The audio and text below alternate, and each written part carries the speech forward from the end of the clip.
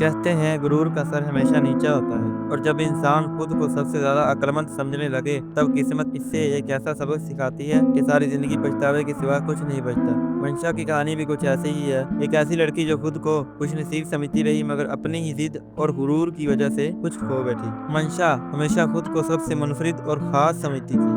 जब इसकी शादी शुजा से हुई तो इसे लगा कि इसने दुनिया की सबसे खूबसूरत जिंदगी छोड़कर इसके साथ आई थी इस उम्मीद में कि अब इसकी जिंदगी सिर्फ खुशियों से भरपूर होगी, मगर हकीकत इसकी सोच से बिल्कुल मुख्तलिफ निकली। शुजा के घर वालों ने कभी इसे कबूल नहीं किया और सच तो यह है कि मंशा ने भी कभी इनसे पनाहियत का मुजाहरा नहीं किया। वो हमेशा अपने गुरूर में रही, अपने ससुराल वालों को कमतर समझती रही और यूं इसका रवैया दिन ब दिन सबके दिलों में इसके लिए नफरत बढ़ाता गया।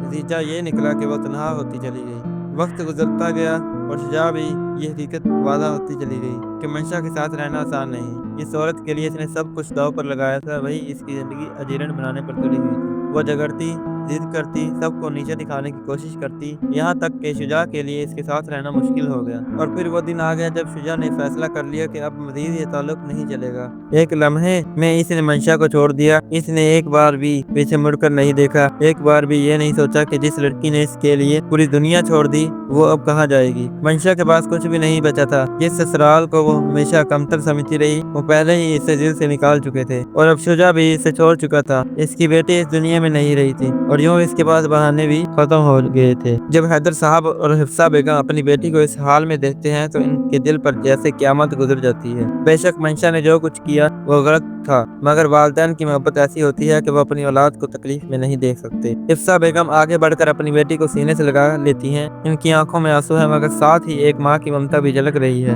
वह आहिस्ता से कहती हैं, मैं तुम्हें तब से समझा रही थी। मंशा गुरूर जमीन पर गिरा देती है, मगर तुमने कभी मेरी बात नहीं सुनी। आज देखा तुम कहाँ जा पहुंची हो। हैदर साहब जो हमेशा मंशा के रवैये से नाराज रहे, आज बेटी को इस हाल में देखकर दिल बर्दाश्त हो जाते हैं। वो सख्त लहजे में कहते हैं, मगर मंशा नहीं जाना चाहती। वो रो पड़ती है, हाथ जोड़कर कहती है, नहीं बाबा, मैं ये घर नहीं छोड़ सकती। ये मेरा घर है, यहाँ के लोग मेरे मुजरिम हैं, मैं इन्हें सजा दिला कर रहूंगी। हैदर साहब गहरी सांस लेते हैं और जवाब देते हैं, नहीं मंशा, तुमने खुद अपनी जिंदगी बर्बाद की है, दूसरों को इल्जाम मत दो। ज़ारा आगे बढ़ती है और नरमी से कहती है, अगर मंशा यही रहना चाहती है तो इससे जबरदस्ती ना ले जाएं, मैं इसका ख्याल रखूंगी। मगर हिफ्सा बेगम फौरन जवाब देती हैं, ज़ारा, तुमने पहले ही हमारे लिए बहुत कुछ किया है, हम मजीद तुम पर बोझ नहीं बन सकते और वैसे भी मंशा का यहाँ रहना मुमकिन नहीं। इसकी बेटी भी नहीं रही, शोहर भी छोड़ चुका, तो अब ये किस रिश्ते से रहेगी। आखिरकार मंशा को अपने वालिदैन के साथ जाना पड़ा। वो जो एक ख्वाबों की दुनिया में रहती थी